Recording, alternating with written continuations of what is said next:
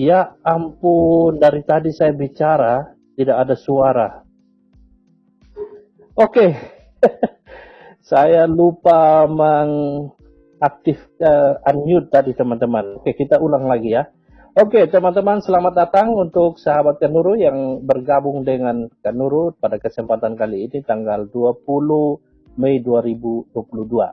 Di kesempatan kali ini Kanuru akan membahas tentang sebuah video yang lagi digoreng oleh para polemikus muslim. Ya, namanya mereka polemikus, maka mereka suka munculkan isu-isu yang polemik. Salah satunya adalah video dari Pak Gracia Pelo, di mana dalam video Pak Gracia Pelo tersebut sebenarnya adalah respon atas hujatan, atas segala bentuk framing yang dilakukan oleh Muslim selama ini, yaitu tentang sebuah kisah di dalam Alkitab, di mana di dalam kisah itu memperlihatkan Yehuda mengambil Tamar, istri dari anak sendiri, mengawininya.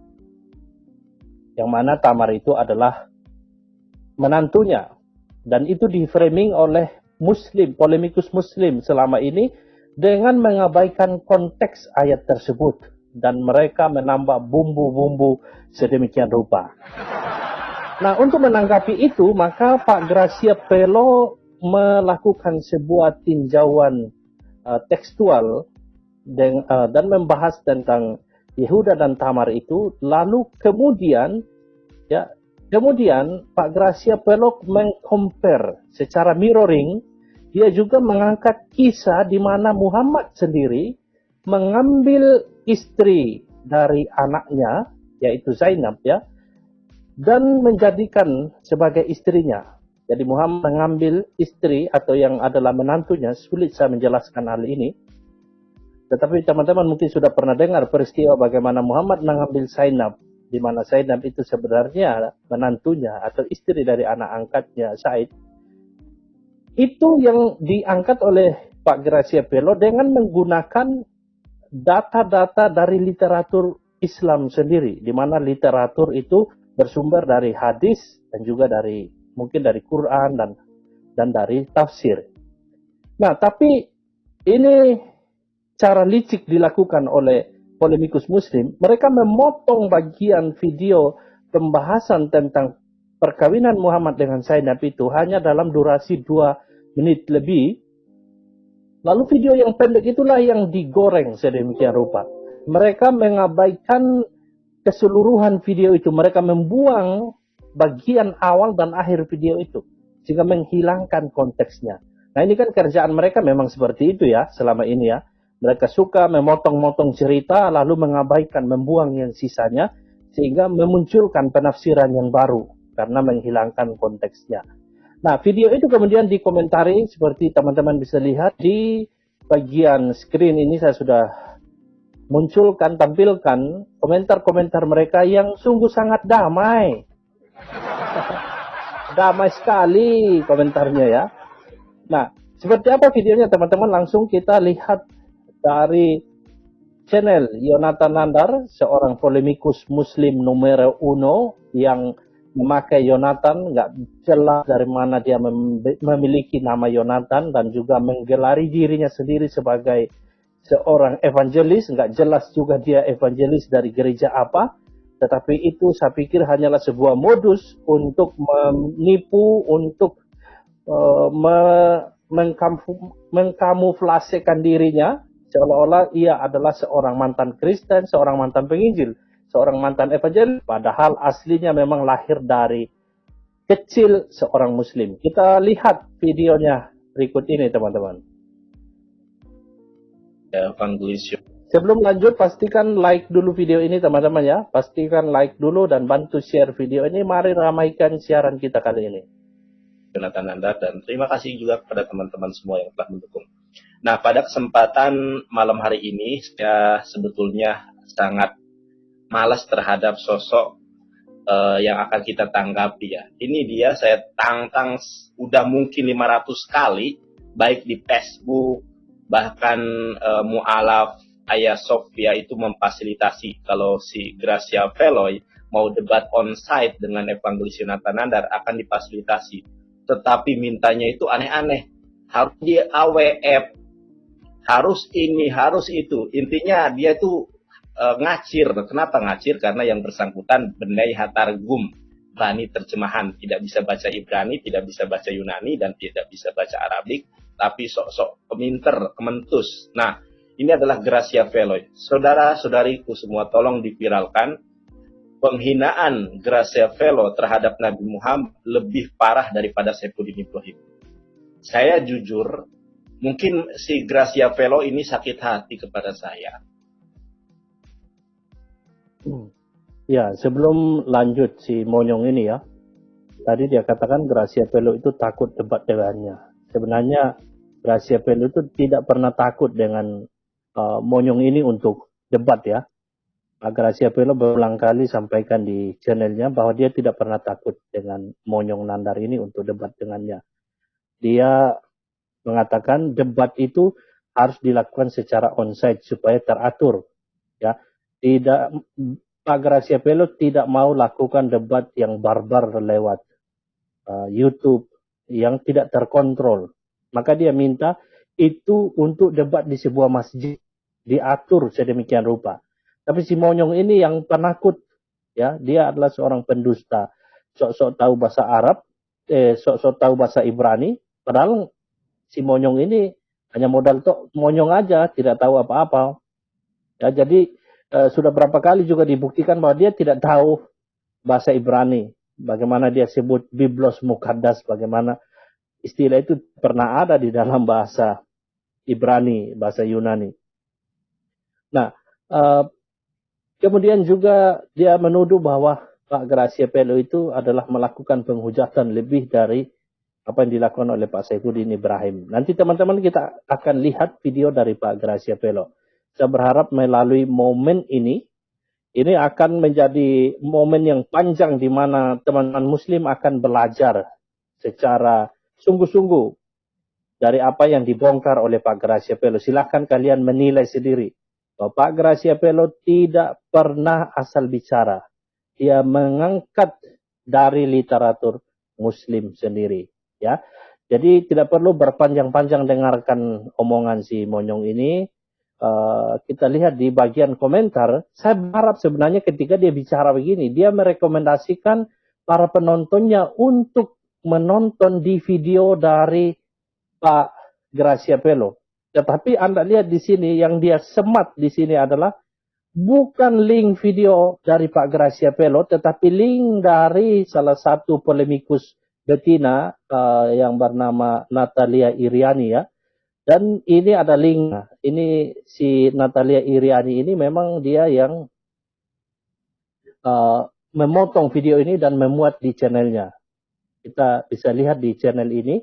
Ini yang dimuat oleh Natalia Iriani. Inilah adalah polemikus betina yang memotong video ini menjadi durasinya hanya 2 menit 15 detik. Padahal video ini panjangnya adalah 55 8 detik panjang video dari Pak Gracia Velo. Tetapi dipotong hanya 2 menit 15 detik. Ya. Dan disinilah kita lihat si Nandar ini munafik ya. Kalau dia adalah orang yang jujur, maka dia harusnya mendorong para penontonnya untuk cross-check di channel Pak Gracia Velo ini. Ini channel Pak Gracia Velo.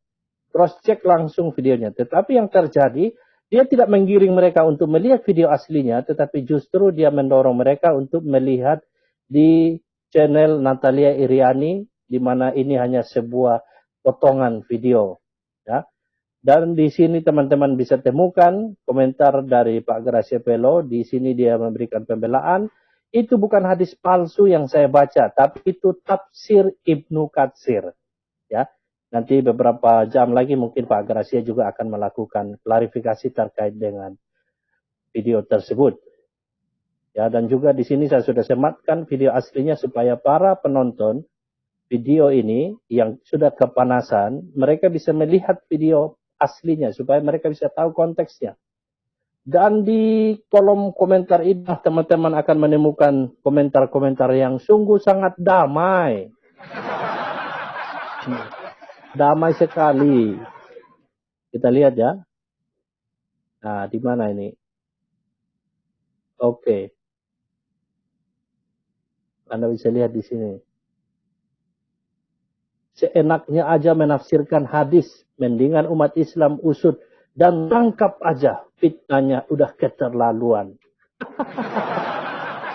Orang nggak ada tafsir kan kok. Orang cuma nunjukin hadisnya dan juga nunjukin tafsir. Tidak ada yang menafsirkan kitab Anda. Tapi katanya seenaknya. Ini saya yakin orang ini belum pernah nonton videonya. Jadi cuma ngoceh begini aja tapi belum melihat video utuhnya. Ya, si Afin lagi ini. Viralkan atas tipu daya segala ucapan dari hadis mana yang diambil. Ayo viralkan ya. Ayo viralkan supaya umat bisa tahu bahwa Muhammad mengawini mantan istri anak angkatnya. Ya, ini mungkin saja banyak jemaah yang belum tahu. Tapi sekarang mereka akan tahu. Ketika Muslim sendiri memviralkan ini, wah kita malah senang.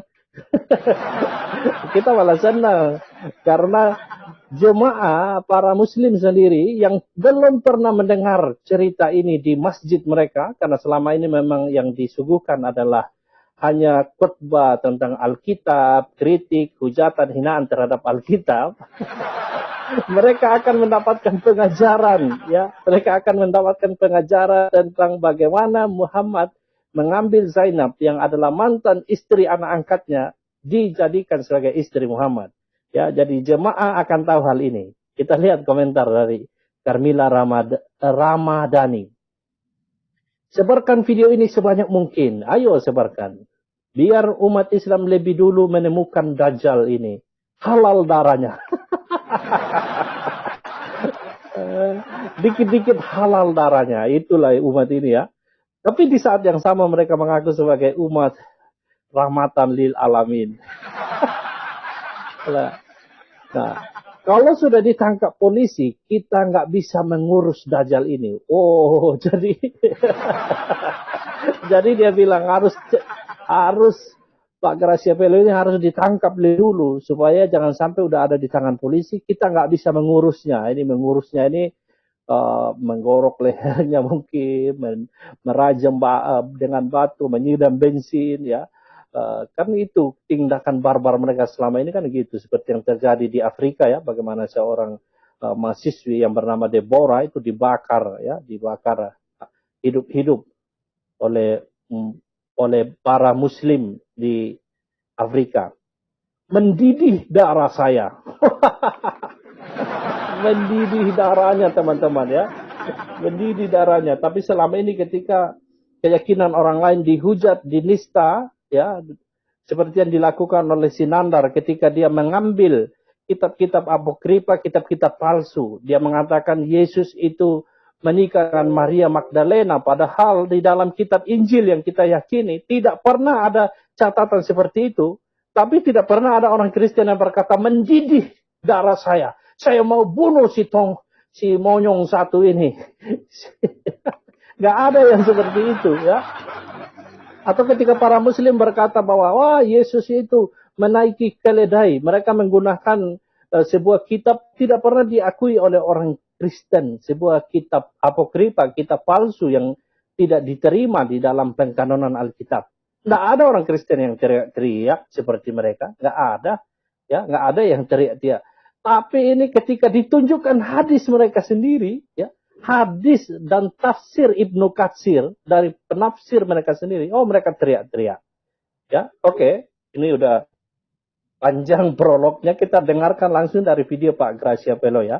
Anda harus mendengarkan, menyimak baik-baik, supaya Anda juga bisa memberi pembelaan. Kalau para polemikus ini memberikan framing, Anda bisa menjawabnya berdasarkan isi video seutuhnya dari channel Pak Graciapello. Kita dengarkan videonya teman-teman.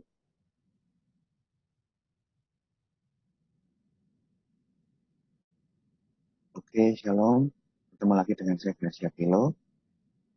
Di hari ini saya buat postingan mereaksi. Karena apa yang saya tampilkan mengenai perintah-perintah Muhammad kepada Said. Oke, jelas ini adalah video reaksi ya teman-teman ya. Video reaksi. Bukan video cari gatal, cari masalah, bukan, tapi video reaksi. dan Haritsa untuk melakukan penyerangan. Bahkan di dalam peperangan di Hisma itu, yang kemarin banyak perempuan yang tertawan dan diperkosa untuk seperti kompensasi lah buat laskar muslim yang bisa memperoleh tawanan perang, dia berhak menyetujui perempuan yang ditangkap. Kemudian saya jelaskan, saya membacakan apa penjelasan tafsir Al-Qurtubi untuk surah Al-Asr 37 tentang pernikahan Zainab dengan Muhammad.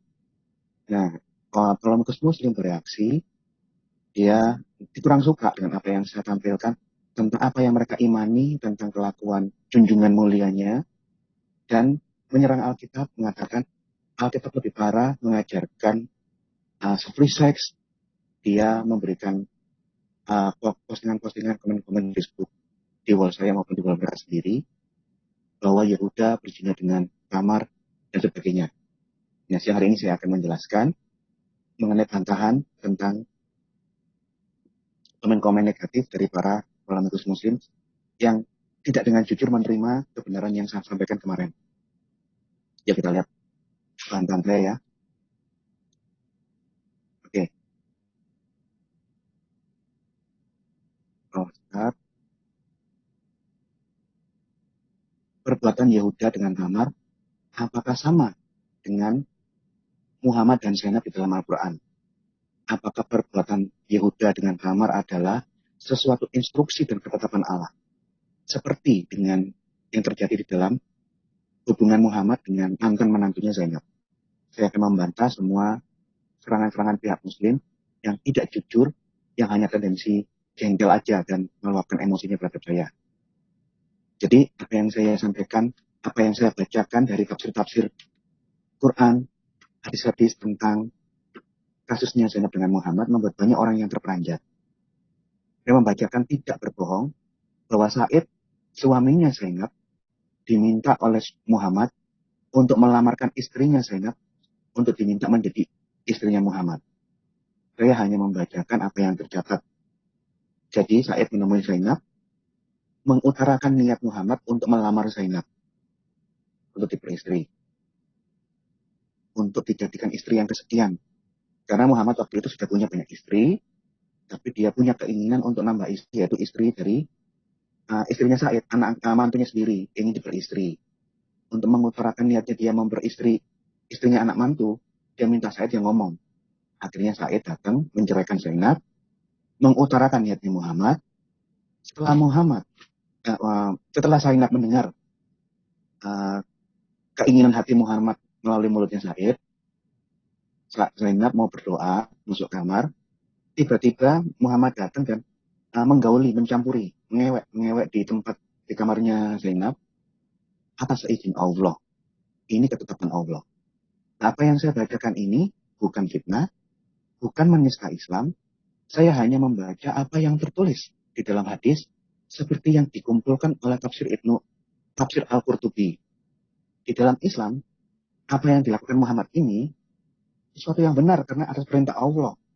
Sesuatu yang mulia karena ini ketetapan Allah. Bahkan perbuatan Muhammad di dalam Islam selalu dikategorikan perilaku akhlak yang mulia, manusia sempurna, insan kamil.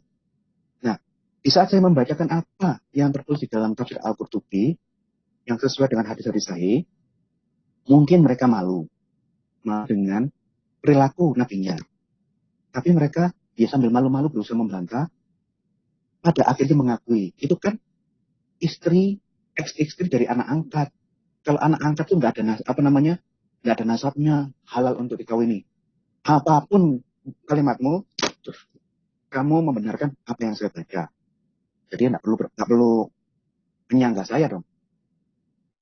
Di saat mereka malu-malu tapi mengakui perbuatan Muhammad seperti yang saya bacakan dari tafsir Al-Quran, polemikus muslim berusaha menyerang Alkitab secara membabi buta dengan nada fitnah. Mereka mengangkat bagaimana dengan masalah Yehuda dengan Tamar. Jadi hubungan seks antara mertua dengan menantu ada di dalam Alkitab. Masalah Yehuda dengan Tamar diangkat untuk menunjukkan bahwa Alkitab itu nggak lebih baik dari Alkitab. Ini loh, ada kasus Yehuda dengan Tamar, bahkan diberi komentar. Ini artinya Alkitab mengajarkan free sex, free irit mertua dengan menantu. Bukan hanya Yehuda dengan Tamar yang diangkat, mereka tidak menyebabkan fitnah dan penistaan agama, bahwa kasus perzinahan Daud dengan Bathsheba ini adalah pembenaran free sex di dalam Alkitab. Nah, jika mereka menyerang Alkitab secara ngawur semacam ini yang saya bantah. Kemudian mereka memberikan tambahan lagi, ternyata Yesus adalah anaknya, anak najis dari keturunan pezina, dengan berbagai macam teman-teman seperti ini. Ini kita lihat. Ini komennya Hasan Badrun. Gue mau bahas yang Tamar ya Inyo. Tolong dibantah secara alkitabiah. Oke, saya menuruti. Saat ini saya akan bantah. Kisah ayah dengan menantunya Yehuda dengan Yehuda anak Yakub. Yehuda menikah dengan binti Suah, memiliki anak Onan dan Sela, yang ketiganya laki-laki. Di dalam Kejadian 38 ayat 6-10, Yehuda menikahkan dengan perempuan bernama Tamar. Karena ini jahat di mata Tuhan, meninggal. Onan adiknya diminta untuk menggantikan. Diminta menggaul ini bukan diminta untuk kentu, begitu bukan. Di dalam adatnya Yahudi itu ada namanya pernikahan saudara. Jikalau kakaknya meninggal, belum meninggalkan anak, adik laki-lakinya harus menggantikan posisi kakak sebagai suami sambung untuk menurunkan anak. Begitu mereka punya anak sebagai suami sambung, anaknya itu akan dianggap anak kakaknya, bukan anaknya dia. Ini budaya. Jadi yang perjelas ya, Onan diminta menggolir, bukan berarti Onan diminta mengewek, bukan. Onan dinikahkan sebagai suami sambung, menggantikan posisi kakaknya yang meninggal. Onan menggolir Tamar, supaya Tamar bisa memiliki anak atas nama Namun Onan hanya menggolir tapi tidak mau punya anak. Tidak kepingin anaknya ini dianggap anak kakaknya. Akhirnya di saat Onan berhubungan seks dengan Tamar, spermanya dibuang di luar supaya tidak terjadi kehamilan. Nah, cerita ini berhenti. Hasan Badrun meneruskan, pada Kejadian 38 ayat 12, Yehuda menjadi duda, istrinya meninggal. Setelah istrinya meninggal, Yehuda pergi ke daerahnya Tamar. Dia ingin berzina, jajan. Ternyata perempuan yang dia hampiri itu bukan perempuan sundal seperti yang dia kira. Ternyata itu adalah mantunya sendiri yang dalam kondisi memakai cadar tertutup. Sehingga Tamar hamil. Hasil hubungan antara bapak mertua dengan menantu, sehingga hasil hubungan Yehuda dengan Tamar punya dua anak, Peres dan Sela. Lantas siapakah Peres ini? Peres adalah leluhur yang akan menghasilkan leluhurnya Yesus. Ini. Jadi singkat cerita di dalam komen-komennya orang Muslim, Yesus anak najis keturunan pendosa. Ini. Nah, lihat sebelah kanan. Kok Yesus berasal dari keturunan anak najis Tamar dan Yehuda ini? Dia tanya begini.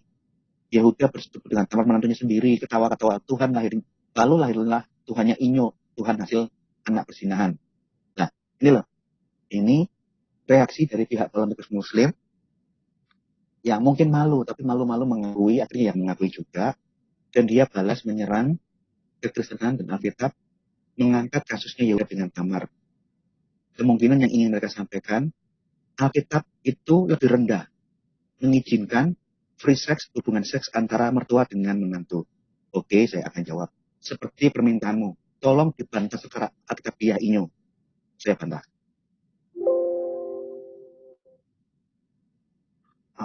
Kan? Keluarga Yehuda. Yehuda punya anak sulung Istrinya Tamar. Kan meninggal, Tamar tidak punya anak. Akhirnya harus melaksanakan adatnya Israel, adat kunonya Israel, pernikahan sambung dengan saudaranya. Adik laki-lakinya harus menjadi suami, menggantikan posisi supaya Tamar, istrinya punya anak dalam kategori dianggap anaknya meneruskan keturunannya Dan yang menggantikan posisinya ya adiknya Onan. Onan menggantikan posisi pernikahan saudara, suami sambung. Tapi Onan jahat, dia tidak kepingin Tamar punya anak atas nama kakaknya. Dia tidak kepingin kakak itu dianggap memiliki keturunan atas kawin sambung yang dia lakukan. Sehingga dia setiap kali berhubungan seks, spermanya dibuang di luar. Akhirnya Onan dihukum mati. Dari perilaku Onan yang jahat ini muncullah kata di dalam bahasa sekarang onani. Jadi hubungan seks yang tidak semestinya. Setelah Onan mati, ada anak ketiga. Anak ketiganya Yehuda namanya Sela masih kecil. Menurut adat Israel, karena Tamar tidak punya anak dari maupun dari Onan adiknya R, dia harus nunggu Sheila sampai besar, menggantikan posisi kawin sambung pernikahan saudara, agar R yang mati punya anak, ya dianggap anaknya R. Tapi Sheila setelah besar nggak dikawin-kawinkan sama si Tamar. Setelah selain itu, istrinya Yehuda binti Suah meninggal. Jadi Tamar janda cerai mati, Yehuda duda cerai mati. Yehuda tidak punya istri, Tamar tidak punya suami, menunggu dikawinkan dengan saudaranya Er dan Onan, yaitu Shelah. Nih, lalu berkatalah Yehuda kepada Tamar, karena Er mati, digantikan Onan mati, oke. Tinggallah sebagai janda di rumah ayahmu, sampai anakku yang ketiga ini Shelah besar. Nanti kamu terkawinkan dengan anak yang ketiga, siapa tahu kamu punya anak, demi nama suamimu yang sudah meninggal dulu. Sebab pikirnya, jangan-jangan ia mati seperti kedua kakaknya itu. Karena diminta dia pergi, tinggal dulu di rumah ayahmu, pulanglah ke rumah ayahmu sebagai janda, sampai tak kawinkan dengan anakku yang ketiga, maka pergilah Tamar dan tinggal di rumah ayahnya. Ini ayat 11 ya. Ayat 12, setelah beberapa lama, matilah anak Suah, istri Yehuda. Istrinya Yehuda binti Suah. Yehuda sekarang sudah cerai mati, dia duda.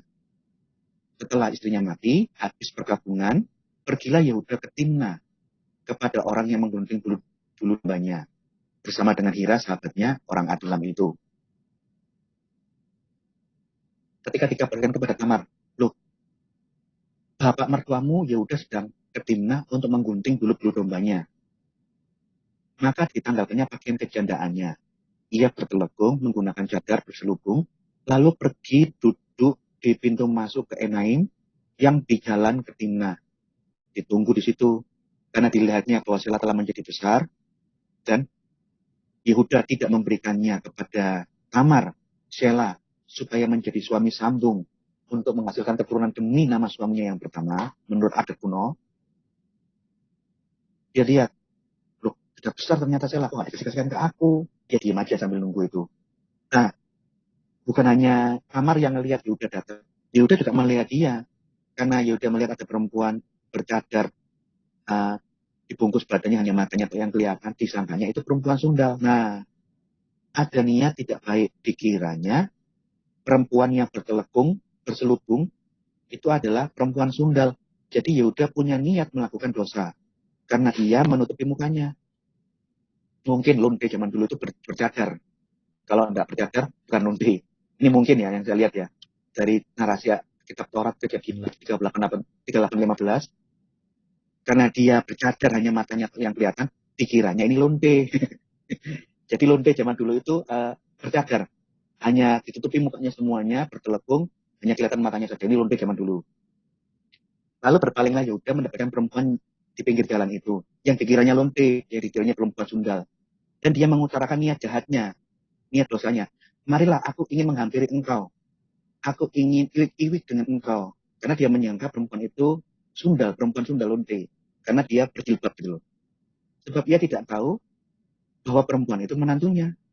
Yehuda nggak tahu bahwa perempuan berjilbab hanya bercadar ini ternyata itu mantunya. Dikiranya itu lonte. Yehuda ingin melonte. Tanya perempuan itu, apa yang akan kamu berikan kepadaku jikalau kamu menghampiri aku? Kalau kamu ngiwik sama aku, kamu ngasih apa sama aku? Nah, ini pun juga menjadi masalah. Ternyata si Tamar di saat diajak ngomong sama Yehuda, dia nggak mengatakan, mertua, saya ini menantumu. Dia nggak ngomong begitu, tapi malah dia bilang apa?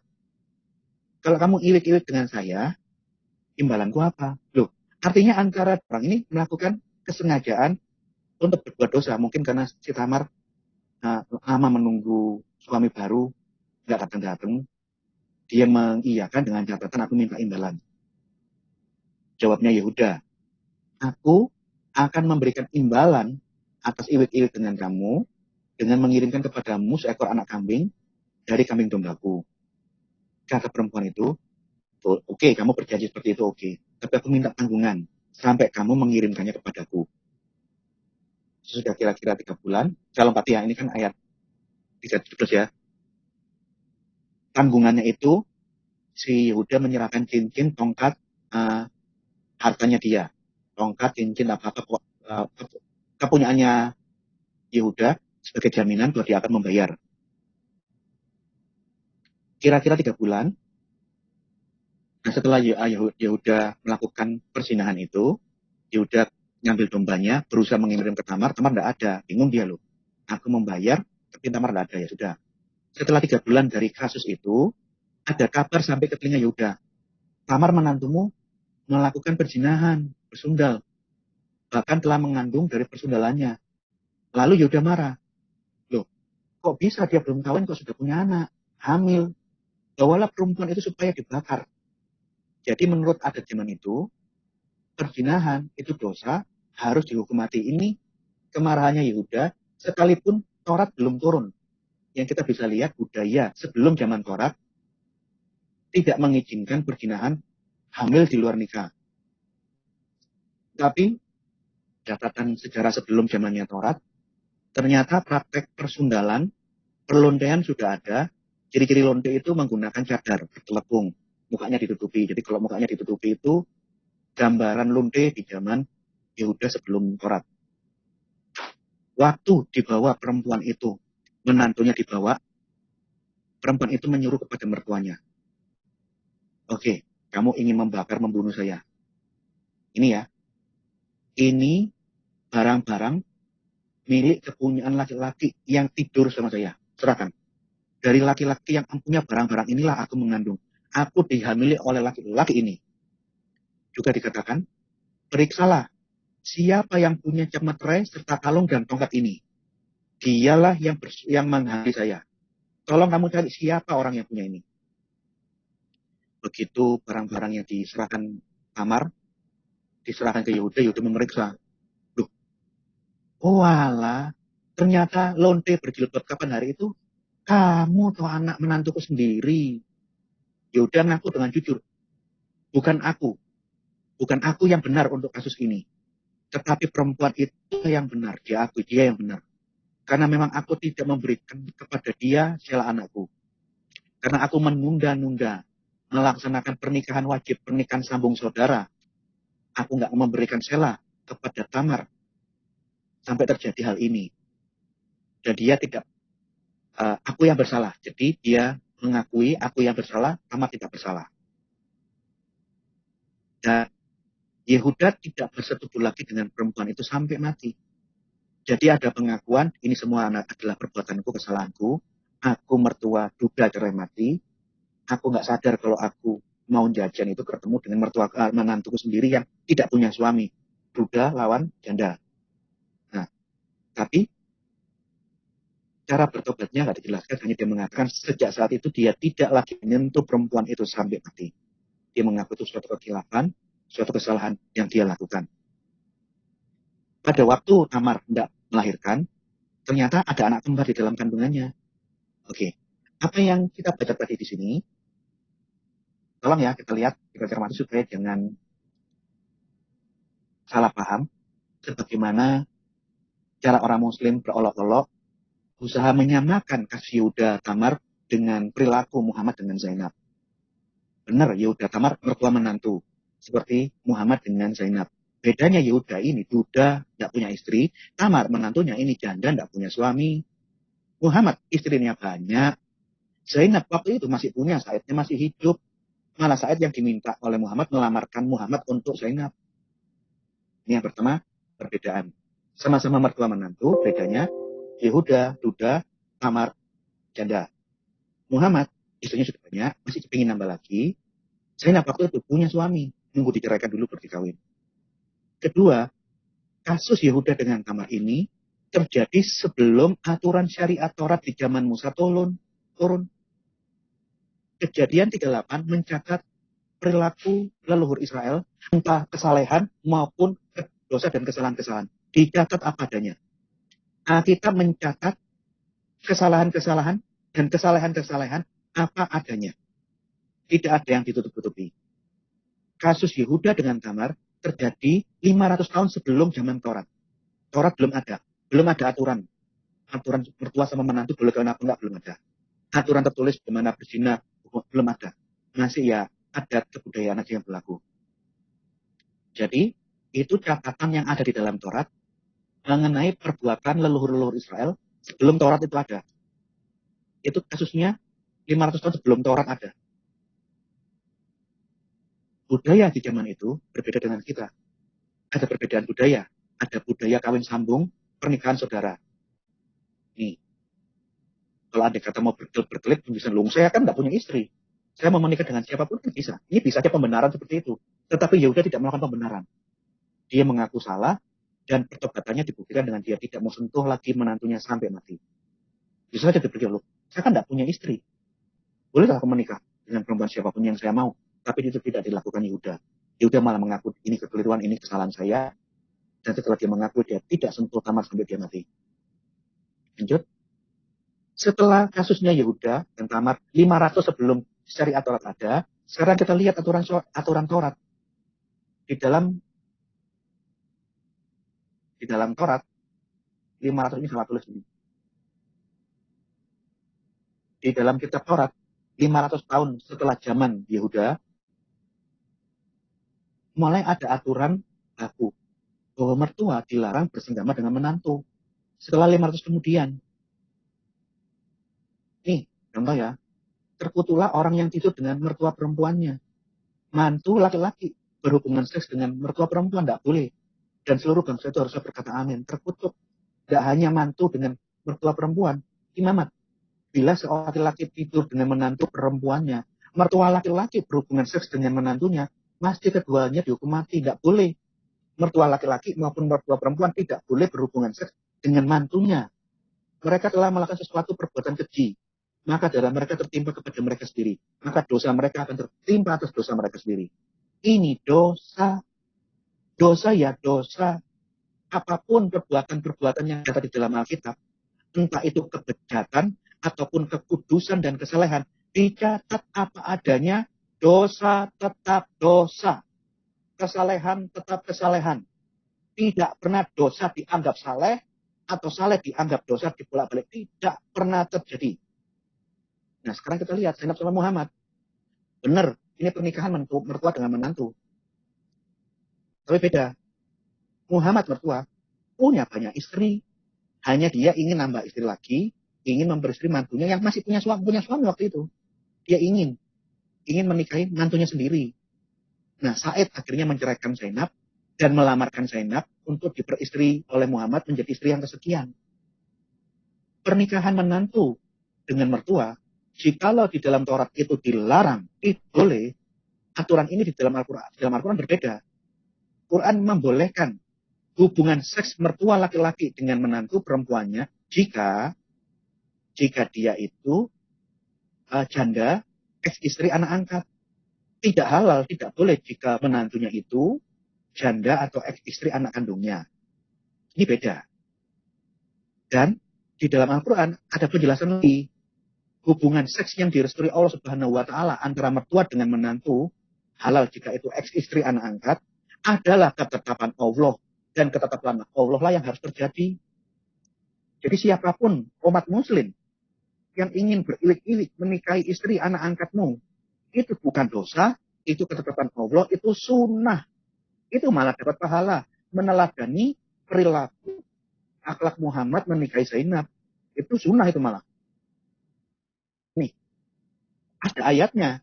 Suami mertua boleh menikahi istri anak angkatnya boleh. Ini ketetapan Allah, ini loh ayatnya. Al-Asr 37. Baca yang atas, baca yang bagian yang berwarna kuning.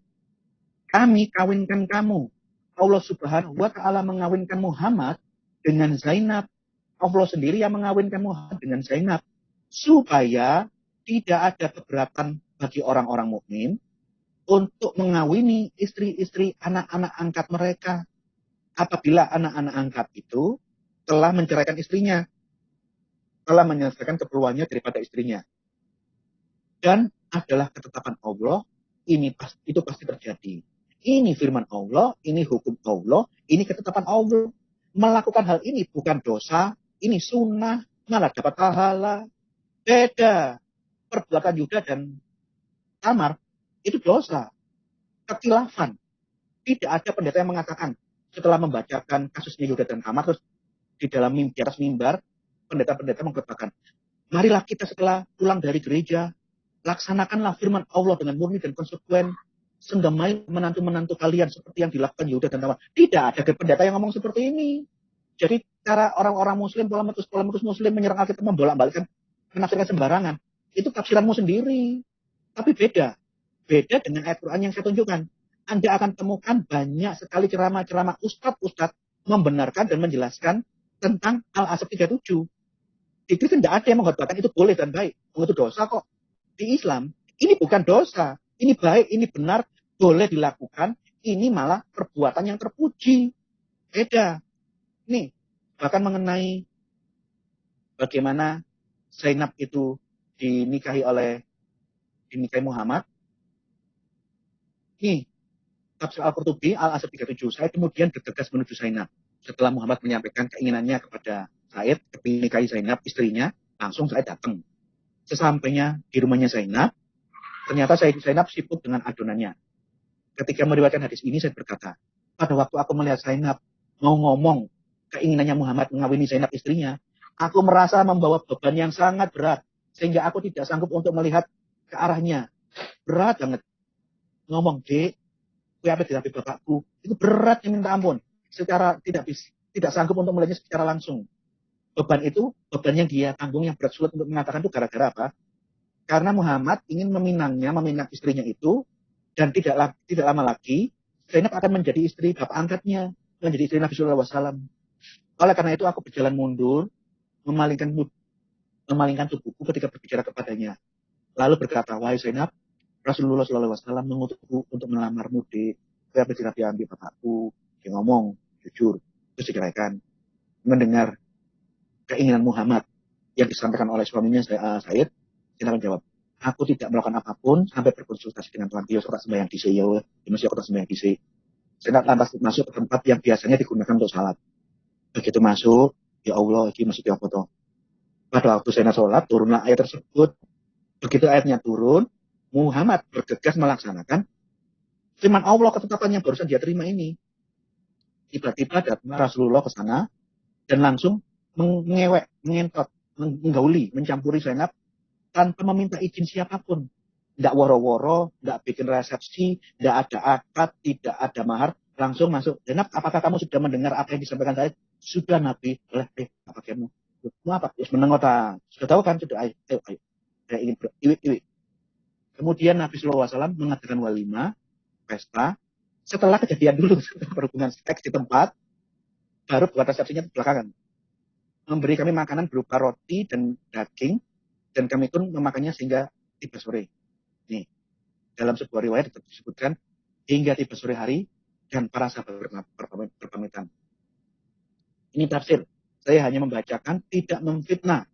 Jadi kalau ada orang Muslim yang benar-benar Islam, harusnya Anda bersukacita dan mengucapkan Alhamdulillah, Subhanallah, betapa mulianya perilaku Nabiku. Kalau kamu konsisten sebagai orang Muslim yang beriman kepada Quran dan hadis, meneladani Rasulullah.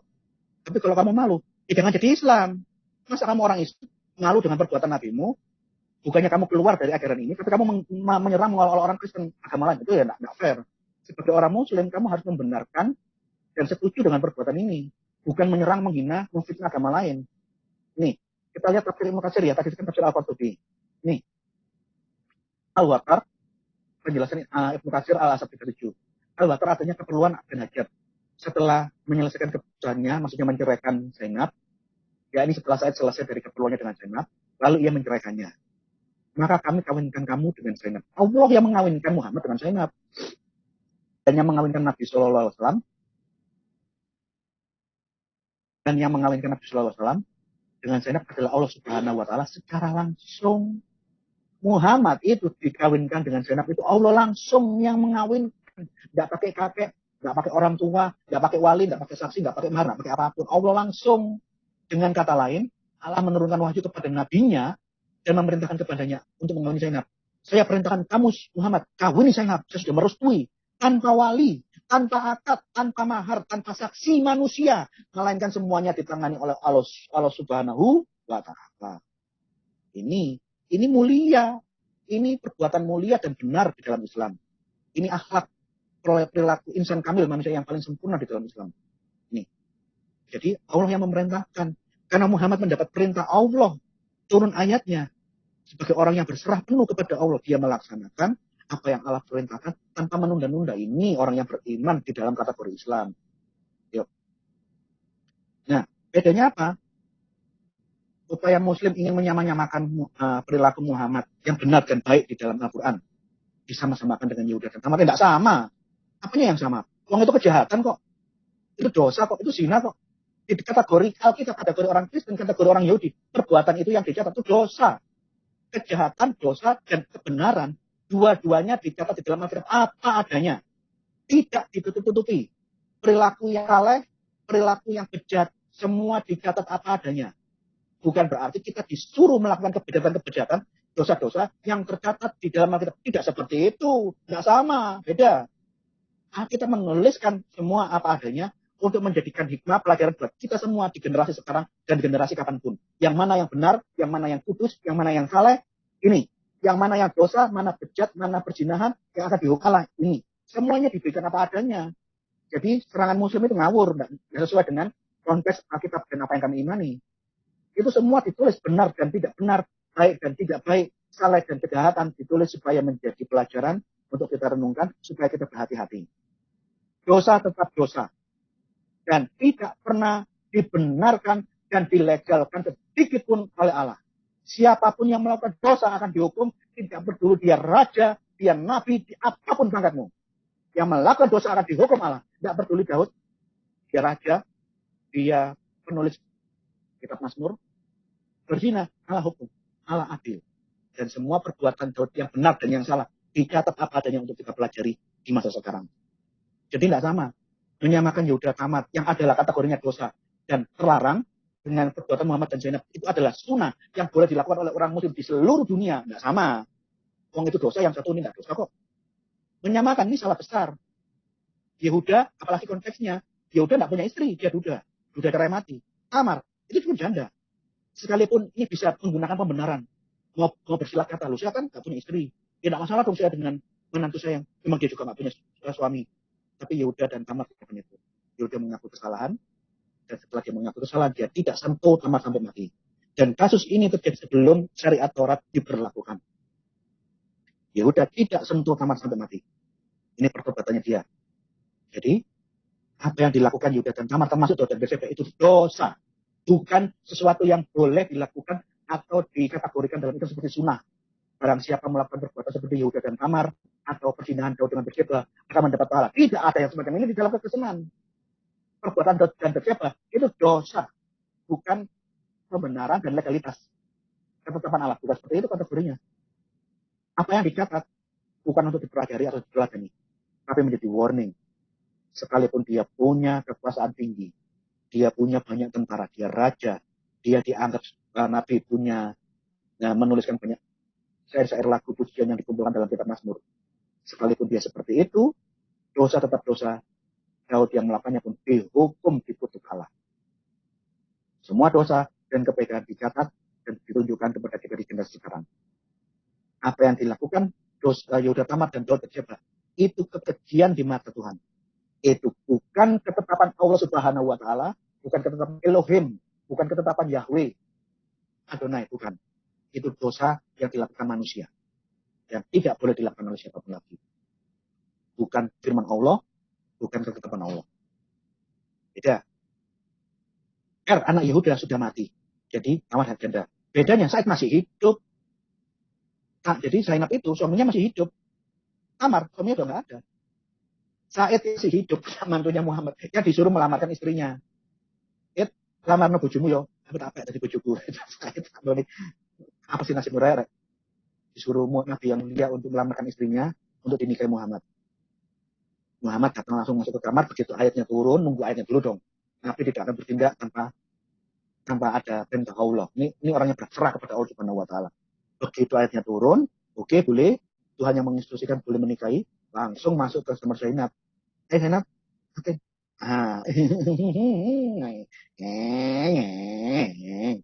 Mencampuri, menggauli, bersenggama dengan Zainab saat itu juga di kamar Zainab setelah ayatnya firmannya turun.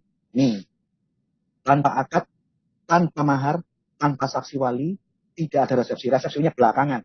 Setelah dinaiki, digauli, baru setelah selesai bikin pesta. Kenapa? Saya sudah menikah. Kapan? Tadi. Nggak ada saksinya. Nggak ada. Allah kok. Allah yang menikahkan saksinya Jibril. Oh, kan? Luar biasa. Ini kekhususan yang hanya boleh dilakukan oleh Muhammad. Yang tidak bisa seperti itu. Ini atas izin Allah. Jadi tidak ada dosa sedikit pun menurut Islam atas apa yang dilakukan Muhammad. Ini perilaku yang mulia. Semuanya sesuai dengan ketetapan dan kehendak Allah. Ini benar dalam kategori Islam. Jadi, kalau kita lihat setelah kasusnya Yahuda Tamar, Taurat melarang tidak boleh mertua, nggak laki-laki atau mertua perempuan tidak boleh berhubungan seks dengan menantunya. Itu dosa. Beda dengan Quran. Boleh mertua berhubungan seks menikahi anaknya, anak menantu, jika itu istri anak angkat. Akibat hubungan seks dengan menantu, dosa. Ayat yang saya sudah bacakan. Itu perbuatan keji, dihukum Allah. Dosanya akan tertanggung atas kepalanya sendiri. Kalau Quran, beda. Hubungan seks mertua dengan menantu, pernikahan mertua dengan menantu, boleh jika itu anak angkat. Tidak boleh jika itu mantan istri anak kandung. Nah, ini. Barang siapa yang melaksanakan pernikahan mertua dengan menantu, itu sunnah mengikuti hukum Allah, mengikuti firman Allah, meneladani perilaku Muhammad yang mulia, menikahi Zainab, sekalipun dia sudah punya banyak istri. Ini adalah mencontoh perilaku manusia sempurna di dalam Islam. Nih, penuntut Muslim nggak terima dengan apa yang saya posting, padahal tidak ada pun sedikit pun penipuan atau fitnah dari apa yang saya tulis. Inilah pembelaan maksimum oleh seorang pendeta terkenal. Saya bukan pendeta, goblok. Saya pengajar, Kristen bukan pendeta. Terkenal nggak terkenal, nggak ngurus. Saya nggak pernah mengurusi masalahnya, saya nggak narsis. Inilah pembelaan maksimum oleh seorang pendeta terkenal Inyo Gracia Pilo atas pernyataan mengapa Yesus terlahir dari perkawinan anak najis, hasil zina Tamar dengan Yehuda. Pernyataan sebelumnya yang nggak bisa dijawab. Pernyataan sebelumnya yang tidak bisa dijawab oleh Inyo, oleh Gracia Pilo. Jika memang Yesus adalah Tuhan yang maha kuasa, yang turun ke dunia, harusnya dia mampu memilih jalur kelahiran dari keturunan yang suci dan bebas dari zina. Lah karep-karepmu. Lah karep-karepmu. Kamu bisa ngatur lah. Kamu bisa mengatur kamu lahir dari bapak, dari ibu yang siapa. Bisa kamu ngatur dari mana kamu lahir. Saya ingin lahir dari orang tua bapak Amerika, ibunya orang Bangladesh. Bisa kamu milih-milih apa gitu? Goblok kan. Jika yang dipilih dari keturunan Yehuda harusnya sebagai Tuhan, dia mampu mencegah Yehuda dan seharusnya dia mampu mencegah Yehuda dari berbuat zina. Tuhan memberikan kebebasan free will, kebebasan untuk memilih manusia mau berbuat dosa apa tidak. Tuhan kasih kebebasan. Sekalipun manusia tidak ada yang bisa yang tidak berbuat dosa, Tuhan bisa bekerja melalui kita yang berdosa untuk melaksanakan kehendak Allah. Ini akan saya bahas masalah ini. Setelah ini saya akan jawab lagi postingan-postingan Hasan Badrun ini. Mbahmu apa orang dosa? Bapakmu Badrun, ibu bapakmu apa orang dosa? Apa bapakmu orang pernah berbuat sesuatu yang tidak baik, yang kamu mungkin tidak tahu waktu dia masih kecil? Bapaknya, kakeknya, keturunanmu, apakah tidak ada yang berbuat dosa? Aduh, pertanyaan ini benar nggak masuk akal, benar sekali. Jadi siapa yang bisa bantu ini jawab pertanyaan ini? Ada yang bantu, saya akan jawab sendiri. Oke. Nih. Keturunan orang berdosa, iya. Semua leluhurnya Yesus, baik leluhurnya Yusuf maupun Maria berdosa. Tidak ada manusia yang tidak berdosa. Saya tanya, siapakah manusia yang keturunan malaikat? Siapakah manusia di dunia ini yang lahir dari manusia yang tidak berbuat dosa? Siapa? Tidak ada. Siapa yang orang tuanya, leluhurnya, kakek neneknya tidak ada yang berbuat dosa? Tolong maju. Tapi ini berbeda saja dengan Katolik. Maria dikandung dengan dosa. Namun dia dari kecil hidup saleh yang kudus melebihi semua manusia yang ada di dunia. Sehingga dia dipilih sebagai manusia yang terbaik yang pernah hidup di dunia. Untuk menjadi tempat berinkarnasinya Sang Firman. Ini pandangan ortodok. Maria punya dosa asal. Tapi karena dia terpilih sebagai manusia yang tersaleh, tersuci di seluruh dunia. Sehingga dianggap Allah layak menerima Sang Firman berinkarnasi di dalam lahirnya. Allah menguduskan dia, menyucikan dia, supaya dia menjadi manusia yang layak menerima Sang Firman berinkarnasi di dalam rahimnya. Ayatnya mana? Ini. Roh Kudus akan turun atasmu. Roh Kudus akan menaungi Maria dan mengandungi seorang anak laki-laki di Lukas 1:35. Di saat Roh Kudus turun menaungi, di saat itu Maria dikuduskan untuk layak dan sah menerima inkarnasi Sang Firman ini. Jadi Yesus dilahirkan tanpa dosa, iya. Bagaimana dengan Aminah? Apakah kalau kita menunjukkan ayat, ada ayatnya. Maria dikuduskan oleh Roh Kudus, oleh Allah sendiri sebelum Firman berinkarnasi. Tapi sekarang pertanyaan baliknya. Kalau mengatakan Muhammad mungkin diimani dikandung tanpa dosa, kakeknya Muhammad tidak berbuat dosa, semua adalah orang-orang yang berperilaku seperti malaikat. Pertanyaan saya, kapan Aminah disucikan oleh Allah Subhanahu wa Ta'ala? Mana ayatnya? Maria ada ayatnya.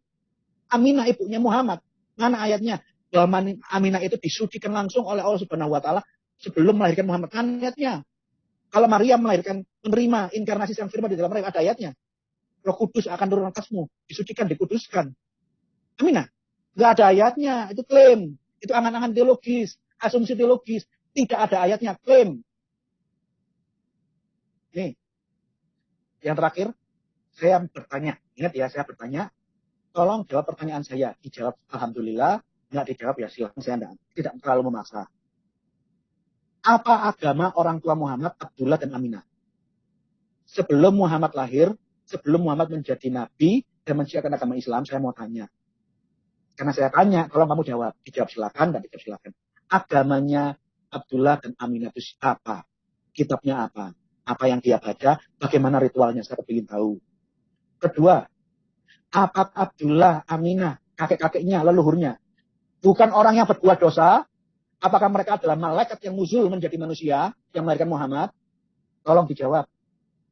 Apakah leluhurnya Muhammad orang yang sama sekali tidak ada dosa sampai ke Adam? Tidak ada. Tunjukkan kepada saya. Jawabannya apa? Tolong dijawab. Ketiga,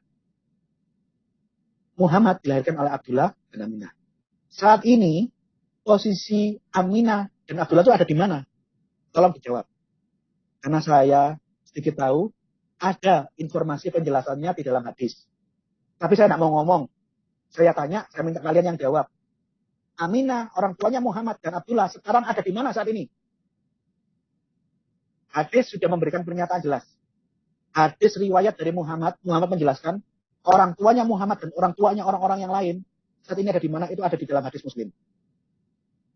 Tolong kalian cari, selidiki apa bunyi hadis Muslim, hadis Bukhari, mengenai keberadaan orang tua Muhammad saat ini. Nah ini pertanyaannya. Karena saya tanya, silakan Anda jawab.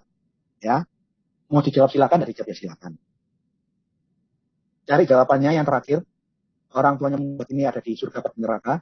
Tolong cari hadis ucapan Muhammad sendiri di hadis Muslim dan Bukhari. Saya memberikan kunci jawabannya, tapi saya tidak menjawab. Jawabannya ada di sini. Apa? Itu yang saya mau tanya dari kamu. Tolong jawab. Terima kasih. Jadi inilah jawaban saya, sebagaimana yang diminta oleh Hasan Badrun dan berbagai polemikus Muslim yang kelingsatan, yang kejat-kejat, yang kejam-kejam melihat postingan saya tentang perintah Muhammad kepada Said memerangi Rohisma setelah dan perbuatan Muhammad dan Zainab, dua postingan yang terakhir. Apa yang diminta oleh Hasan Badrun sudah saya penuhi. Terima kasih. Kiranya Tuhan memberkati. Sampai ketemu lagi di postingan yang berikutnya. Saya akan bergerak untuk membuka lagi data-data perang-perang yang diperintahkan Muhammad kepada para sahabat untuk menyiarkan Islam. Tunggu seri berikutnya. Mantap, luar biasa teman-teman ya. Tidak ada di rumah ayahmu sampai anak. Teman-teman sudah dengarkan sendiri dari video aslinya. Jadi teman-teman bisa melakukan pembelaan ya. Tolong bantu memberi pembelaan di channel-channel Muslim yang mengangkat video dari Pak Gracia Pelo ini. Teman-teman silahkan copy link asli dari video Pak Gracia Pelo dan langsung posting di video itu di bagian kolom komentar mereka. Sebagai bagian penutup dari saya untuk video Pak Gracia Pelo adalah seperti yang teman-teman lihat di komentar yang saya pin di sini. Jadi beda ya kisah Yehuda dan Tamar. Kisah Yehuda dan Tamar dengan kisah Muhammad dengan Zainab. Karena apa? Karena kalau kita lihat tadi sudah dibongkar oleh Pak Gracia Pelo, tidak perlu saya ulang lagi. Yang saya lihat di sini adalah bahwa di dalam pernikahan Yehuda dan perzinahan yang dilakukan oleh Yehuda dan Tamar itu tidak mendapat restu dari Tuhan. Tuhan tidak pernah menurunkan ayat untuk merestui perbuatan itu, lalu kemudian membenarkan perbuatan dari Yehuda. Tidak. Beda dengan peristiwa di mana Muhammad mengawini Zainab yang merupakan menantunya. Justru di situ ada support, dukungan dari Allah Subhanahu wa taala langsung menurunkan sebuah ayat untuk merestui, mendukung agar Muhammad tidak ragu-ragu mengambil Zainab menjadi istrinya. Padahal kalau kita lihat di dalam ulasan Pak Gracia Pelo, setelah 500 tahun dari peristiwa di mana Yehuda mengambil Tamar, mensinahi Tamar, muncul peraturan hukum Taurat yang melarang bagi seorang mertua untuk mengambil menantunya sebagai istrinya. Tapi Anda lihat ribuan tahun kemudian di abad ke-7 tepatnya, muncullah hukum dari Allah Subhanahu wa taala yang memberikan lampu hijau bagi Muhammad untuk mengambil Zainab yang notabene adalah menantunya untuk dijadikan istri. Nah, oleh karena itu saya sampai pada kesimpulan tidak mungkin Tuhan yang ada di perjanjian lama, Tuhan yang disembah oleh Musa, Tuhan yang diajarkan di dalam Alkitab, itu sama dengan Tuhan yang diajarkan di dalam Islam. Tidak mungkin. Tidak mungkin Tuhan yang disembah oleh Abraham, Ishak, Yakub, Musa, Harun, Maria, Yusuf, semua tokoh-tokoh di dalam Alkitab, sama dengan Tuhan yang disembah oleh Muhammad, Tuhan yang diajarkan oleh Muhammad. Tidak mungkin. Karena tidak mungkin Tuhan menurunkan ayat yang sifatnya mencela-mencela, ayat yang sifatnya bertolak belakang. Dulu dilarang, lalu sekarang kemudian tidak dilarang. Kemudian dilegalkan. Tidak mungkin. Jadi, hati-hati kalau ada orang Kristen yang berkata bahwa Tuhan Kristen, Tuhannya Islam sama saja, hanya cara beribadah yang berbeda, Anda keliru. Anda perlu bertobat, Anda perlu belajar sungguh-sungguh bahwa Tuhan yang diajarkan di dalam Alkitab berbeda dengan Tuhan yang diajarkan di dalam Al-Quran. Demikian kira-kira video ini, teman-teman. Terima kasih untuk teman-teman yang sudah menyaksikan siaran ini. Bantu like, subscribe, komen di channel Pak Gracia Pelo. Nanti saya akan tempatkan di link deskripsi untuk link asli dari video ini. Dan mari tonton lagi video-video pengajaran lainnya dari Pak Gracia Pelo. Karena semua video Pak Gracia Pelo adalah bentuk reaksi, bentuk tanggapan terhadap video-video dari para polemikus muslim yang menggiring opini, yang menghujat, memframing, yang suka mencari-cari kesalahan seperti yang mereka lakukan di dalam mereka mengangkat peristiwa perzinahan Yehuda dan Tamar. Tuhan memberkati sahabat Kanuru. Sampai jumpa di video yang lainnya. Salam damai sejahtera dan tak lupa saya ucapkan salam sadar untuk kita sekalian.